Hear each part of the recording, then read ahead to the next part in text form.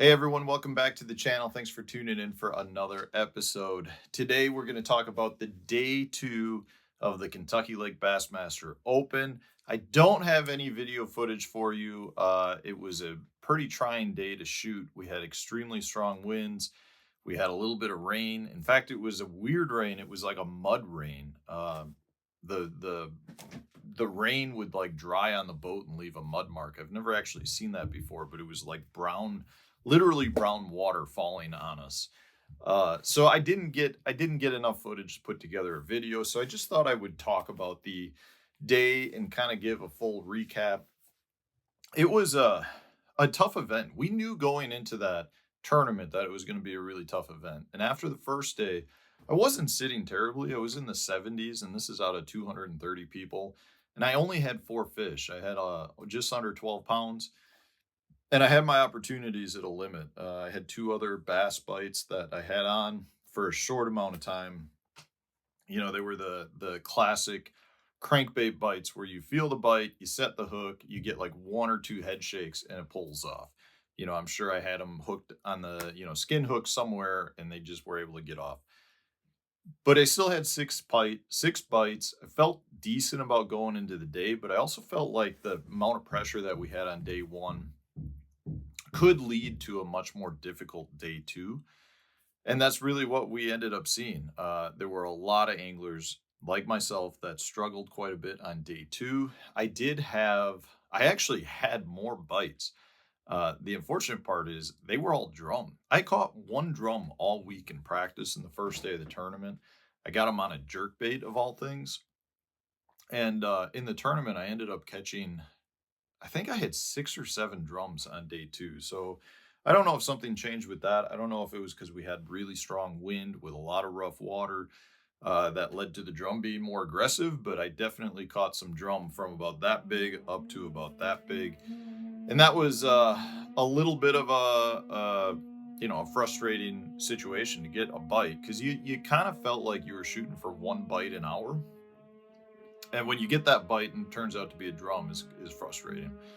But so I did have some other issues on day two. Not that I'm making excuses, because yeah, I had three bass bites all day. I tried to swing a 2 pounder, got him halfway out of the water, and he pulled off. So that was probably my mistake. I actually didn't.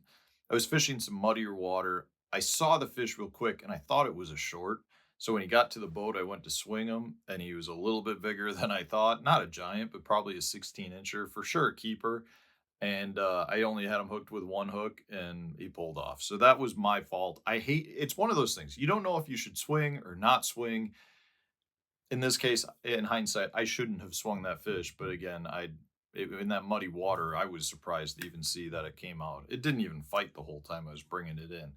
And then I had another instance where I had a couple of really nice head shakes, and then it pulled off. And really the average size fish we were catching was good. I mean, pretty much was keeper sizes to, I would say most of the fish, for me at least, were averaging in that 3 pound mark. The one fish I caught on day two was a little over 4 pounds.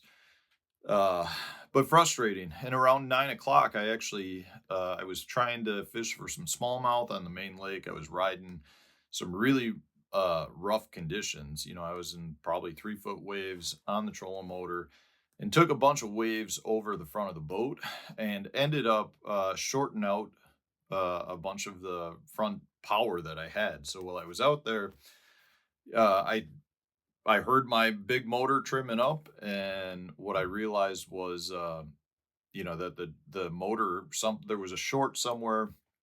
My trim motor in the big motor would not stop running in the up position, so my motor came all the way up. And in order for me to work on it, I had to troll to a protected area because we were in really rough conditions, which was a pain in itself because trying to be on the trolling motor in really rough water when your big motor is completely out of the water and your back end swinging all over the place was not a fun experience. And it took me a pretty significant amount of time to even get to some calmer water. Once I got to that calmer water, then I basically took everything apart to try to figure out whether it was a short or a relay issue, and eventually found that some of the water that I took over the bow of the boat must have resulted in a short to my front trim switch.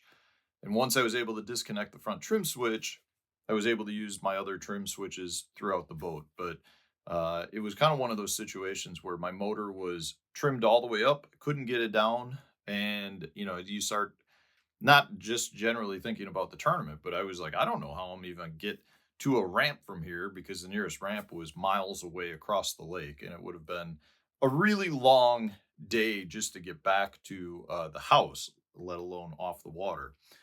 So by the time I had that fixed, it was about noon. So I lost about 3 hours of fishing time to, um, trying to repair some of the issues that I had. Once that happened, I got back to fishing. And I ended up catching one fish and resulted in me dropping from 70 something into the 90s, which was kind of surprising that I only dropped 20 places based on that. But, ultimately it's a disappointing finish from the standpoint of those are the tournaments I love. I love a good grinder tournament. This is one where, yeah, there was still a lot of the forward facing sonar that took place, but it wasn't nearly as big of a factor. Like you could compete doing pretty much pretty much anything. I mean, if you wanted the go fish docks, there were some guys, I guess, that caught some fish on docks. You could run 180 miles to the Pickwick Lake tail race, which is something that some people did too. These are tournaments where I felt like I was definitely on a pattern that was good enough to cash a check. I was on a pattern that, was just a solid one that I felt comfortable doing, and I didn't execute. Throw in some boat issues, and it's just not a favorable tournament for me. Ultimately, I would much rather go back to Kentucky Lake in March versus ledge season in June. I did like fishing it in March. It was interesting to me how different it felt. It felt so much more like an Ozark Lake or like a Highland impoundment to me versus a Tennessee River lake. I was really blown away by how much rock is in that place. I mean, it's like rock everywhere you go. And when you're there during full pool, it feels like you're fishing mud and sand the whole time. So needless to say, not a good finish. Did not help me move up in points. It put me in a position where I don't know that I have the ability to make the EQs right now. Um, but if anything, that gives me the freedom to go fish potentially for the win and try to get a Bassmaster Classic berth. The baits that really seemed to work the best for me all week were crankbaits. If you watched the video from yesterday, you saw that I got everything on a crankbait except for one fish on a spinnerbait. Um, but really, I mean, even in practice, I think every keeper bass I caught was on a crankbait.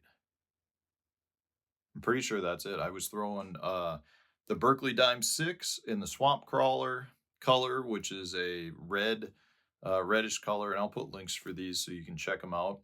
And then I was also catching them on a Frittside 5 in, again, that swamp crawler. And really, any of your red craw colors or any of your chartreusey colors. The spring craw was another really good color. And the funny thing is how many people I've talked to since the event that found that Frittside 5 was by far the best crankbait that they used. There were a lot of checks that were cashed on that thing.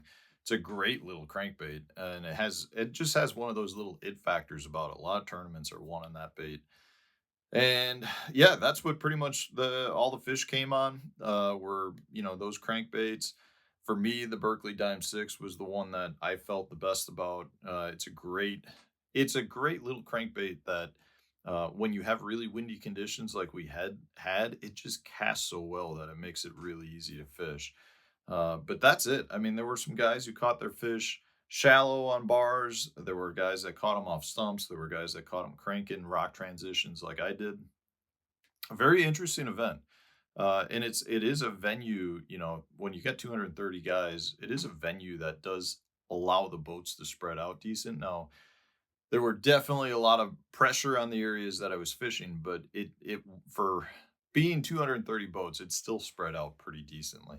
Anyways, so that's the video recap for day two. I appreciate all the support, all the well wishes. I've had a lot of people that are like, Matt, you're gonna get over this slump. I'm not worried about fishing. I'm not worried about being in a slump. I mean, a couple of bad tournaments in a row happens when you've done this for 15 years at the professional level. you have a year, you have a year where things don't work out. You have a couple of tournaments where things don't work out. And the reality is because the seasons are so short, one or two bad tournaments can really have an effect on your season. Like they can take you from making championships to coming in, really bad. And in this case, I've had two bad tournaments that, I've started off poorly. But I'm looking forward to the next couple. I think those are going to be fun events to fish. I think they'll be right up my wheelhouse. We're going to go see what we can do with those. Anyways, thank you again for the support. Stay tuned, everyone. We will have a new video coming out tomorrow for you.